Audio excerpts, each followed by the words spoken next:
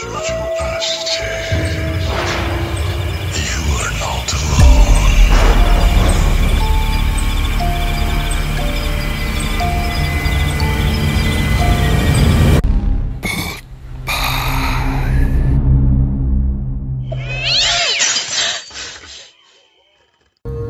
সবাইকে স্বাগতম জানাচ্ছি আজকের এই এপিসোডে। আজকের এই এপিসোডটি বিশেষভাবে তাদের জন্য যারা ভৌতিক ঘটনা শুনতে পছন্দ করেন।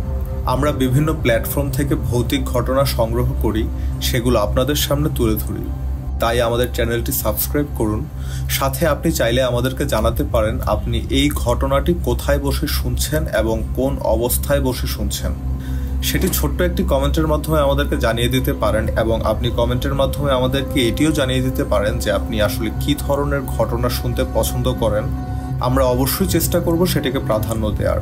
আপনারা যে লাইক কমেন্ট করেন তা আমাদেরকে আসলে অনুপ্রেরণা যোগায় এবং আরও ভালো কিছু নিয়ে আসার জন্য উৎসাহিত করে। তো আপনাদের থেকে আশা করব আপনারা লাইক কমেন্ট করে আমাদের সাথেই থাকবেন।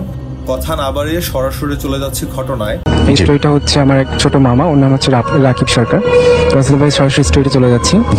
রাসেল ভাই ও একটা টাইম হচ্ছে মাদ্রাসা স্টুডেন্ট ছিল, বা মাদ্রাসা স্টুডেন্ট থাকাকালীন অবস্থায় তো ওর মাদ্রাসার পড়ালেখা ওর ভালো লাগছে না। তো ওর বাবাকে বলে যে আব্বু আমার মাদ্রাসার পড়া ভালো লাগছে না, আমি মাদ্রাসায় আমি পড়বো না।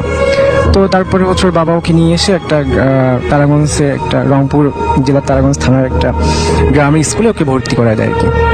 তো হয় কি যে সামার ভ্যাকেশনে সব স্কুল থেকে হচ্ছে পিকনিকে চলে যায়, তো ওদের স্কুল থেকে যথারীতি পিকনিকে যাওয়া হয় আর কি। দেখা যাচ্ছে যে রংপুর থেকে প্রায় অনেক দূরেই ছিল, বাহিরে একটা পিকনিক প্লেস ছিল। তো ওখান থেকে তারা পিকনিক শেষ করে তো দেখা গেল যে ফিরতে ফিরতে রাত 12টা হয়ে যায়। তো সবাই জানে যে আপনার হচ্ছে পিকনিকের বাসগুলো ফার্স্ট অফ অল স্কুলে আসে, স্কুল থেকে যে যার মতো বাসায় চলে যায়। তো ও বাসায় স্কুলে চলে আসে। আসার পর ওর একটা ফ্রেন্ড ছিল, তো ওর ফ্রেন্ডের নাম পারভেজ। তো পারভেজ সহ দুজন আসতেছিল। তো পারভেজ বলে দোস্ত এখন তো রাত হয়ে গেছে, প্রায় 12টা বাজে, তুই আজকে আমার বাসায় থেকে যা। তো বলে দোস্ত না থাকা যাবে না, আমরা আগালাগি করবে, বাসা তো পাশেই। তো বলে রাখি যে পারভেজের বাসা থেকে ওর বাসা যাইতে মাত্র 20 মিনিট টাইম লাগে আর কি। তো বলে যাইতে পারবো। তবে দেখ ভেবে দেখ, অনেক রাত কিন্তু, ভয় পাবি আবার, না কিচ্ছু হবে না। তো এই বলে ওখান থেকে রওনা দেয়। তো দেওয়ার পর ও একটু ওর পারভেজের বাসা থেকে প্রায় 10-15 মিনিট হাঁটার পর ওর কেমন জানি একটু গা শিরশির করছে, হঠাৎ করে লোম দাঁড়া যাচ্ছে, একটু ভয় ভয় কাজ করছে। তো ও ভাবলো একা একা আসতেছি, আর সেই সময় শীতকাল ছিল, যদিও ফেব্রুয়ারির শেষের দিকে একটু একটু হালকা ঠান্ডা থাকে, আর উত্তরবঙ্গে তো এমনিতেই অনেক প্রচুর ঠান্ডা। তো ও বললো যে হয়তো বা সোয়েটার নিয়ে আসি নাই, হয়তো বা এরকম ফিল হচ্ছে। বাট ও ওখান থেকে জাস্ট যত স্টেপ সামনে যাচ্ছে তত ওর ভয়টা জেগে বসছে ওর বডিতে, কেমন যেন ফিল হচ্ছে। তো আসলে ভাই ওকে বাসা আসতে হলে একটা বাসঝাড় ক্রস করতে হয় ফার্স্ট অফ অল। তো ফার্স্ট অফ অল যখন ও বাসঝাড়টা ক্রস কাছে আসে, তো দেখতেছে বাসঝাড়গুলো অটোমেটিক দুলছে। তো ভাবলো এখন কোনো ঝড় নেই, কোনো কিছু না, ওয়েদার অনেক কুল, তারপরে কেন এত বাস টাইম নড়ছে বা সামথিং লাইক। তো ও ওটা মাথা না নিয়ে, ও মাদ্রাসা স্টুডেন্ট, একটু বুঝতে পারছে যদি এত রাত হয়তো তার সামথিং ইজ রং, একটা প্রবলেম হতে পারে। দেন তারপরে ও আরেকটু যখন সামনে এগোচ্ছে, তো সামনে যখন এগোচ্ছে একটা বড় বট গাছ তাকে আবার ক্রস করতে হবে। বট গাছটার কাছে যখন আসে, হঠাৎ করে বড় একটা ডালটা অনেক কাঁচা ছিল, ওর সামনে ভেঙে পড়ে। ওর প্রায় হচ্ছে 2 হাত সামনে ভেঙে পড়ে, আর একটু ওর মাথায় পড়তো। তো ও এটা নিয়ে খুবই ভয় পাচ্ছে। তো এত রাত্রে গ্রামের লোকজন দেখা যায় 7টার মধ্যে সে ঘুমিয়ে পড়ে। তো ও ভাবলো যে চিল্লাচিল্লি করলেও কেউ শুনবে না। তো তারপরে ও যেহেতু মাদ্রাসা স্টুডেন্ট, ও একটু মানে দৌড় জানে, ওগুলো মনে মনে করছে। তো এখনও ভাবলো যদি আমি এই রাস্তা আমার জন্য খুবই রিস্কি হয়ে যাচ্ছে, তো আমি একটা বাইপাস ইউজ করতে পারি।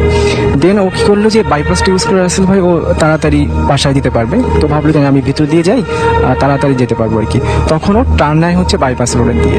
দেন যখন যাওয়া শুরু করে, তো রাসেল ভাই ও আর একটু যেহেতু পাকা রাস্তা থেকে কাঁচা রাস্তায় তাকে নামতে হবে। তো কাঁচা রাস্তাটা নামার পর সে ফিল করতে পারছে যে একটা হাসি, অট্ট একটা হাসি।